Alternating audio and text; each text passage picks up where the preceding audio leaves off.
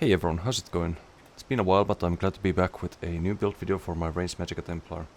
For those who haven't seen this build before, it is a burst-oriented high mobility ranged Magicka Templar with good survivability thanks to our set choices. We also have decent group support with heals and ritual, as well as damage heals from one of the 5-piece sets used.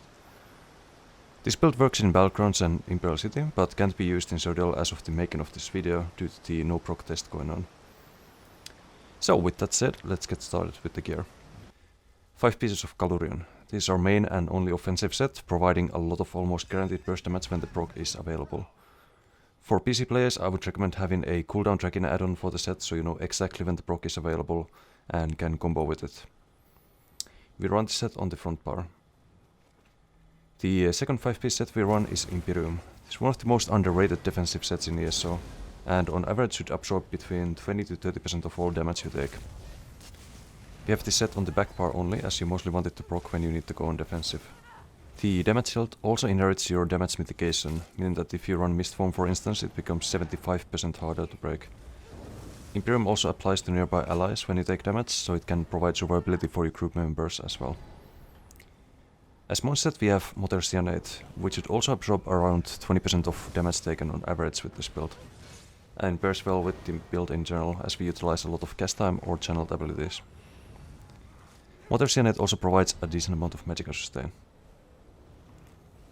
Apart from that, we have 1-piece trainee to provide more health and Baltan's ring, which really ties the build together and provides enough mobility for it to work. The armor should be at least 2 heavy 5 light armor, but you can run more heavy pieces if you are not comfortable with the survivability. Trait-wise, the gear should be impenetrable on 6 armor pieces and reinforced on the heavy chest piece, as the main danger is burst damage. Swift on jewelry for more mobility, sharpened on the Inferno Staff for more damage, and powered plus 30 on the back bar, as we will be healing and blocking a lot on this bar.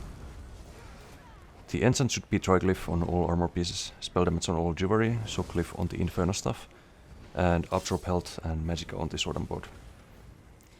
As food buff we are using Vivid Sugar Skulls, as a lot of the time our regens are completely blocked, which means Orchogas provides very limited value in comparison. As Mundus we have Steed for more mobility, and as potions we run spell damage detection and restore magic ones. We are also stage 3 vampire on this build, as we will be using Mistform and benefit a lot from the undead passive, which also applies to the damage health procs we get on this build.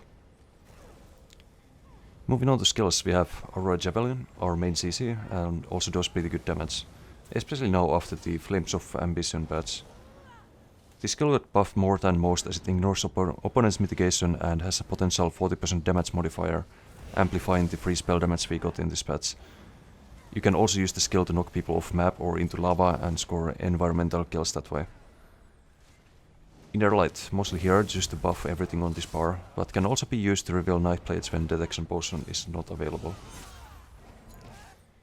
Elemental Drain provides us with major breach and minor Magicka still, worth putting on tanks, but not necessary when it comes to squishy targets. Radiant Glory or Execute, worth using on anyone under 50% health. Dark Flare, our main spammable and combo opener. The usual combo with this build is Dark Flare Javelin into Radiant Glory, though against tankier opponents you might want to cast 1 or 2 Dark Flares before CCing them. Ideally you have the Galurion proc available for the combo and have it land coinciding with the Javelin stun. As ultimate we have Ice Comet, deals very good damage and can be added into a combo for additional burst. Dark Flare, Ice Comet, Javelin, Execute is the usual rotation with the ultimate.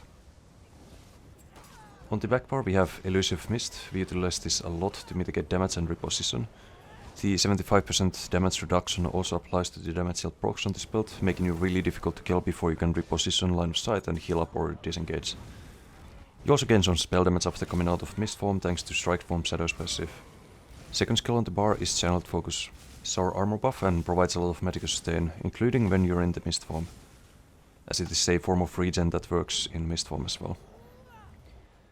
Third we have Deep Thoughts. As the build doesn't have a lot of sustain, this becomes very handy and can be used very easily thanks to the high mobility of the build.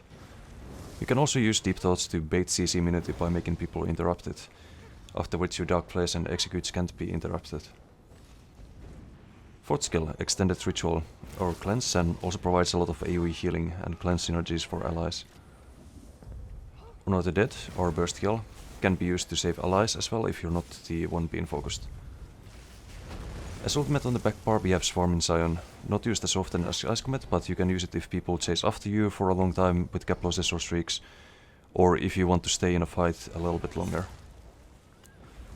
That's all the skills covered. As CPs I would slot the following. Blue CPs, Fighting Finesse. Increase the burst damage with this build. The other critical damage CP isn't really worth it as flanking opponents as a range build isn't that simple if they're focusing you. Deadly Aim just buffs up all the damage with this build by 10%, not much else to say. Duelist rebuff. The main damage hitting you with all the mobility on this build should be single target cap losses and ranged damage such as frags and snipes, which are all single target. Same with most damage over time effects. Reinforced. This provides us with yet another damage shield which we can proc before mist forming for instance, which adds to the survivability of this build. We're also buffing this with another CP later. Red CPs. Bastion. This passive buffs all our damage shields, Imperium, Cyanate, Psych Concentrated Barrier passive, Reinforced CP, and is definitely worth it on this build. The passive also increases our damage significantly against other people running damage shields. On Guard provides us with a lot of block damage mitigation after CC break-in, which can make a huge difference when healing up after taking burst damage. Juggernaut reduces damage taken while CC immune, once again very important for our survivability after CC break-in. Hardened gives you a little bit of extra offensive window with 1 second additional CC immunity, which means that it also extends the duration of Juggernaut and On Guard passives. The green CPs are very straightforward, there are only a couple of them that can help in PvP. Warmount, Gifted Rider and Stitch Blessing, all of these provide mobility outside of actual combat, which can be useful when having to run away from a larger group for example, or if you have to reach friends who are fighting before they die. Sustaining Shadows, sometimes sneaking isn't a bad idea, especially if you have stage 1 Vampire as it comes at no mobility cost at that point. Every other passive is relatively useless for combat, unless you care about saving gold, in which case the Liquid Efficiency passive can be very useful. Lastly, as the race for this build I would recommend Altmer, because you benefit a lot from the 5% damage mitigation while channeling or casting abilities, and the spell damage passive also is very useful on Templar as you get minor sorcery, which means 10% more spell damage. In the end, if you followed the build video so far, your stats should look something like this.